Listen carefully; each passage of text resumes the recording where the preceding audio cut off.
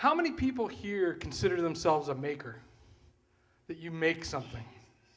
I mean, I would say that pretty much we could probably go one by one to each person and hear what you do, and you'd realize, I am a maker. I'm one of these people. One of the 14 folks that are up here today talking about things we make. We all are makers. And to see the values that are embedded in the history of this valley and are being continually brought on by this generation is amazing. We are continuing to make things. We're doing it in a sustainable way. We're thinking of new ideas. We're connecting with people. We're making sure there's community built around it. We're doing it with art. We're doing it with mindfulness. We're doing it thinking about our neighbors. We're doing it with imagination. Let's hear it for the 13 so far Igniters who are doing that making. And everybody in the room who is igniting. Yeah. Our next and last presentation is by our igniter, Ben Einstein, who likes making stuff. But I put the principle of Brainstream Design up there because he's very humble and didn't want to put his own company's name up there. Ben is a great entrepreneur and a maker. And I met Ben, I don't know, last year at some point, and he was describing this crazy-ass dream that he had. And I don't mean like a dream last night. I mean like a vision. And I was just blown away by it. And then, of course, he posted over Facebook or emailed me a PDF of the vision that was detailed and a great business plan, too. So not only does he have a vision, but he's got a plan. So please welcome Ben Einstein, who's going to talk about making makers.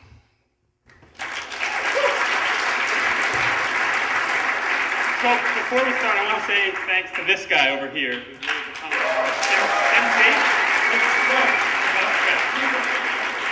So, besides incredible wealth and fame, what do these guys have in common? Anybody know? They're men. Not a single one of them holds a college degree. Weird, right? Some of the most valuable, productive members of our society never went to college or didn't finish college. And a lot of that is rooted in the idea that education is based on data, knowledge, facts, things that are really, really easy to obtain now that you have Google at your hands. A lot of times we begin to sell this idea to students that they're a brain with a body attached to it, and their body serves as the means to get them to meetings and classes. And that's just not true. There is so much more potential that a human has than just their mind. Then the computer revolution comes along with its questionable advertising and convinces us that all we need is a keyboard, and our brain connects to this huge network of things. And it's great. It really is an amazing thing, but it's not the only thing. It's one tool in 1,000 that we have to use. Keyboards become the portal to our world. They're how we interact with everything. And I want to scale back a little bit from that. I think that that's really good, but there's a whole bunch of other ways to use this amazing talent that we have. I'm a guy that loves working with his hands. There's something magical about feelings.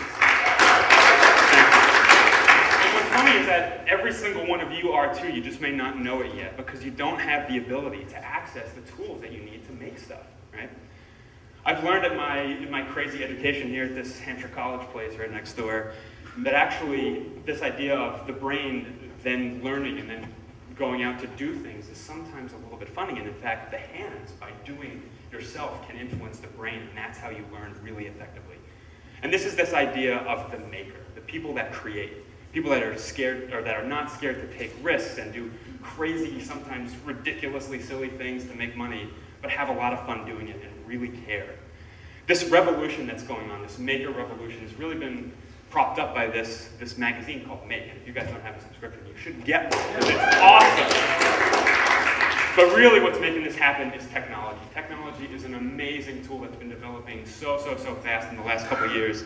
This thing is something that's wild. It's called a 3D printer. It allows you to draw a picture in a computer and go file, print, and it pops right out of this thing in a few hours. It's staggering. And while it's way cheaper than it used to be, it's still a little bit too expensive. So the question becomes, how do we give these tools to the masses? How do we arouse this creativity in all of these people that we don't even really know that they have? And so we're working on a new company called Maker College. And the idea is to teach people by doing. And it's pretty different. The company is divided into two The first part is works just like a gym. So instead of a gym full of exercise equipment and weight machines and all this other stuff, you pay a fixed membership fee and you have access to all this stuff that everybody shares, which is pretty wild. And we're trying to make it affordable for everybody to do blacksmithing and welding and CNC machining and soft goods and composites and electronics and plastics and programming and all this stuff that can all come together really, really, really cost effectively, because it's really hard to do now on your own. It's really, really, really difficult. We're trying to start the bidding at $25 to get people in the door for a very, very low price. And the idea is once you get used to and attracted to the certain level of tools you have access to, then you get really excited about all the expensive stuff that you can pay a couple more bucks for, because it costs a lot more to buy. So we're putting this place in Holyoke. This is the building that we're buying right now. Thank you. It's so beautiful. The inside is all old brick and huge wooden timber frame that you just can't find anymore, and we're going to polish it up real nice and make it pretty and throw a bunch of machines in there. But the second part of this company, the part that's really exciting to me, are ideas. People have incredible ideas. And the question is, how do you make these ideas into businesses, into something stable that a lot of people can access? And so we're working on a new system based on this company called Y Combinator that you guys may have heard of, that has an idea of mass-producing startups. So really, really cost-effectively, super quick, we kick you out the door, and you fill out this super simple application to have your idea viewed by us. And then if it's accepted, you spend a handful of months down in Holyoke building cool products like this, hopefully a couple of prototypes, and then at the end of that time, you'll hopefully have a product that you can either license or sell yourself on the internet or whatever. Now, what's most important about this, and really the reason that we're all here today, is to smile. And even though you can't see it behind this welding mask, I'm having a great time over there. So thanks again, and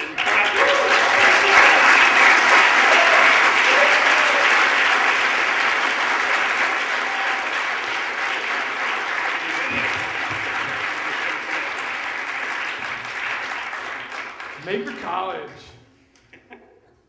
Seriously, that's awesome. 3D printer. The crazy thing, Ben didn't do the 3D printer justice. I mean, it's just insane, a 3D printer. They're about 20 grand right now, I think. So did you get a 3D printer? I mean, this podium right now, right? You could just put a drawing into your computer and then feed it, hit print, and this podium appears. No, I'm not joking. Well, it wouldn't be made out of this wood, okay? It would be made out of some other, but that's exactly right? Exactly. So my question to you is, could you print 3D printers? Because then we're done, right? I mean, we're done. Trip, man, there you go, baby. That's the next idea. You got it, that's the idea right there. 3D printer printers. So that's it, ladies and joiners. That is it. Craig, I wanted to bring somebody up real quick and give him a second. This is Craig Sinclair. If you were at the first Ignite, you would recognize him as one of our original Igniters. And Craig is heading up the team that is filming this tonight. And he wants to tell you a little bit about Amherst Media. Yes, while you've been sitting here, we have been making stuff. We've been here since 3 o'clock this afternoon. Hopefully this is all streamed online for many people to watch. We've been making the memories for those unfortunate enough to not be here. And we hope you'll join us at amherstmedia.org so you can make some things in the future as well. We're kind of changing the idea of what community media is in the Valley, inspired by so much that happened at the last Ignite and at this one. We want to spread all of the wonderful things that are happening in Amherst throughout this community and further afield. So for the denizens, citizens, residents, students, workers, businesses, and non-profits of Amherst, come to Amherst Media. We're the Valley's first ever Apple training center. We can give you Apple certification and things now, as well as teaching you how to do everything else. So please, come and visit us, keep making stuff, and thank you to Bear, Joseph, Katrine, the Eric Carl for doing all these wonderful things. Seriously, if you want to learn how to make a movie, Amherst Media is doing a great seminar on Final Cut, which is really kind of the premier movie-making software. Just like you saw with Please Bring It, you can launch a web app with less than $100 million.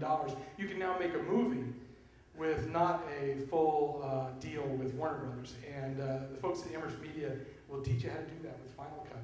So let's hear it for our igniters. Are they awesome? Or what? Unbelievable. Really, from making iron to do-it-yourself bio to 3D printers. The presentations and the film, we're going to post it at our Facebook page, Ignite Amherst. Give us a like.